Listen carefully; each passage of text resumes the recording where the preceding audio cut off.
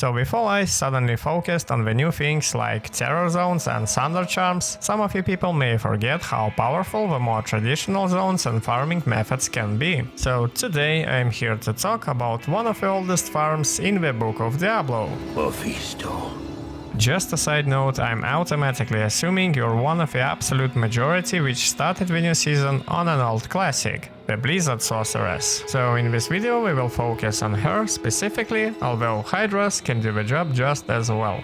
To this day, in my mind, Mephisto remains one of, if not the best farming spot to grind early on for your basic set of sorceress gear. And there are multiple arguments to that. First argument is, especially if you're playing solo, he will always drop something. As we know, super unique monsters don't get affected by the no-drop mechanic, and Mephisto is as unique as it gets. An act boss. His loot table includes, but not limits itself to, things like Shaco, Scolders, Viper Magi, Oculus, Maras, SOJ, the list goes on. Also, it seems that not all people are aware of the fact that Mephisto can actually drop you an Arachnid Mesh. That's quite a lot of useful things you can find just by killing Mephisto time and time again. Which brings me to the second argument, and it's the argument of how easily it can be farmed using the good old Moat Trick.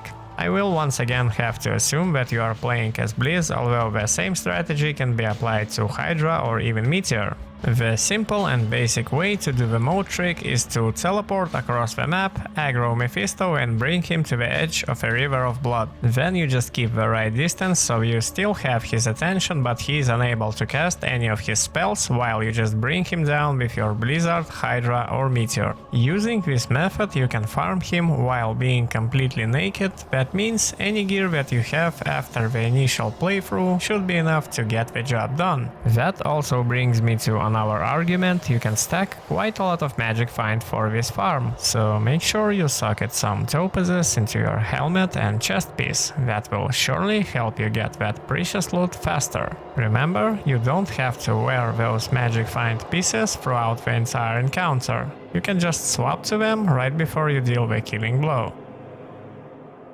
Also, with the addition of the Sunder mechanic into the game, Blizz feels stronger than ever. And if you happen to get your hands on one of these, you will be able to clear the entire Durance level 3, providing you with a chance to drop stuff like Tal's Chest or even Griffin's Eye. You can drop those things and more from the Ghoul Lord packs once you sunder their called immunities. There are also a lot of chests in the Durance, don't hesitate to pop some of them open, especially that one behind where Mephisto spawns, it can provide you with some nice things to loot. As for how to actually get to Durance of Hate level 3 from a waypoint, there is no clear-cut way I know of. I prefer to hug the left wall of a waypoint and just go clockwise. That is what usually works for me.